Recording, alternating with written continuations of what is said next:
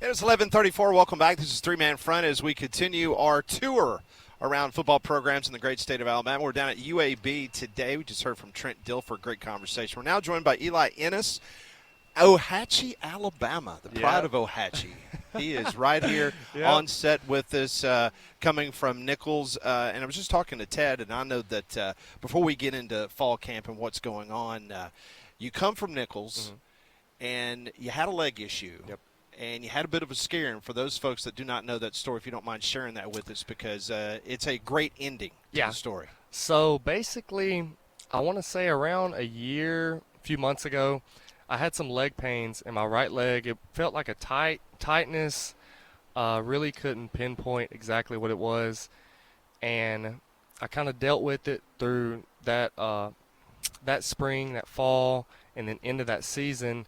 And then after the season, I'm thinking to myself, I'm going to take a few weeks off of it because I didn't know what it was exactly, and then get back, and then this whole process will happen. So that's kind of what happened. Took some weeks off of it. It got better. Week one at UAB, obviously I had no idea what it was, so I didn't think to hey, this is what it is, and it really wasn't giving me any problems unless I was doing certain movements on it. So get out here week one, and we were doing squats in the weight room, and it was like a 5-second count down and then up, and that first squat, it felt like it was about to pop. It was horrible. So we had our physicals, and the doctor was asking me, he's like, is there anything else? I'm like, well, I can barely bend my right leg. I couldn't even, standing straight on it and bending it slightly, there was pain. And he's like, well, that's not normal, so we'll get you an x-ray. X-ray came, and they're like, well, hey, there's something on your bone. That whole thing, we're going to get you an MRI here soon. Went and got the MRI. They got to look at it a little bit better, and it was a bone cyst, but they were telling me it's like, in your case, it's really rare because a lot of the bone cysts that we deal with is inside the bone. And he was like, that's kind of why it took us so long to diagnose it. And I think that happened on a Friday, I want to say.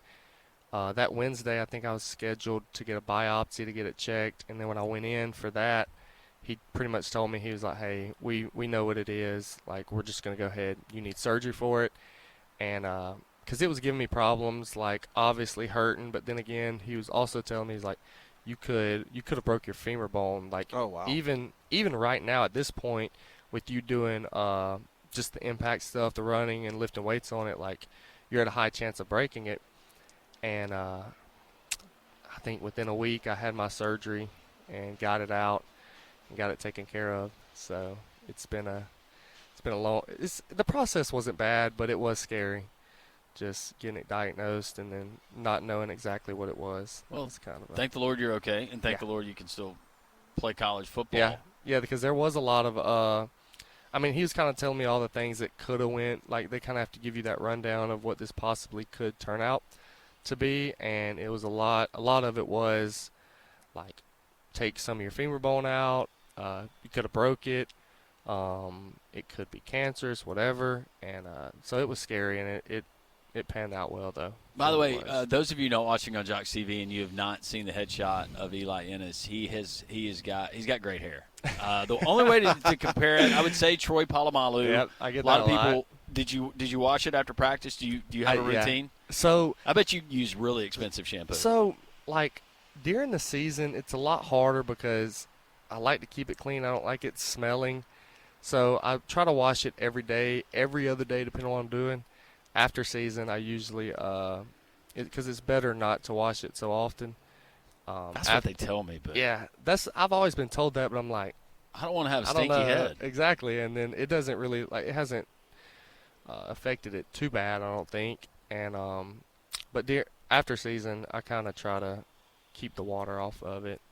Every 2 or 3 days, I'll give it a wash. Your girlfriend, she takes care of your hair. She does as much as she can. We have two different hair types, so as much as she knows, she gives me little pointers about it.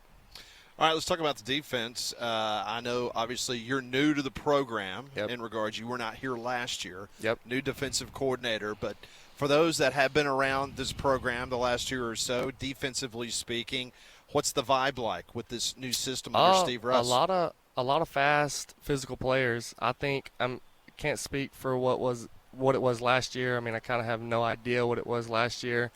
But from some of the guys that have been here and that are still here playing with us, they see a big difference as far as just the mentality, the speed, and the physicality that's being brought out there. I think it's a very good thing, and it's a lot different than it was last year. How much different is it from where you came?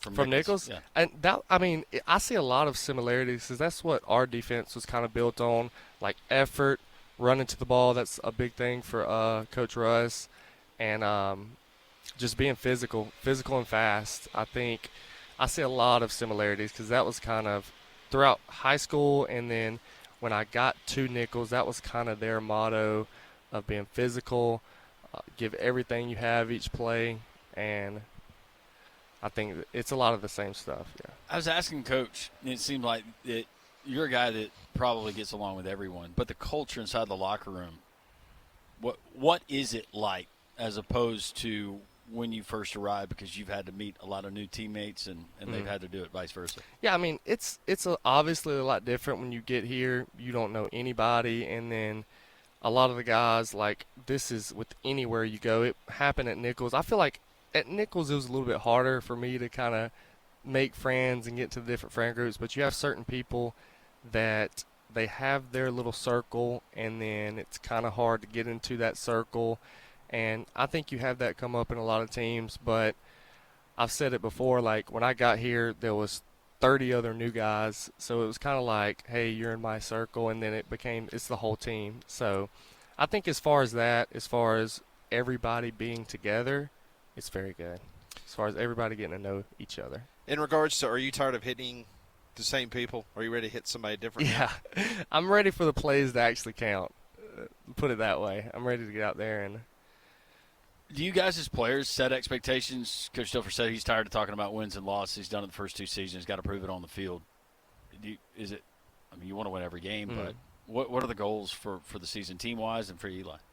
I mean, for team-wise and how I would look at it, and I think is a good way to look at it, is just one game at a time. Yeah. Is the most important game is the next game, because – this was a big thing in high school. You get caught up in looking at games down the road, and then you lose your focus on what's next.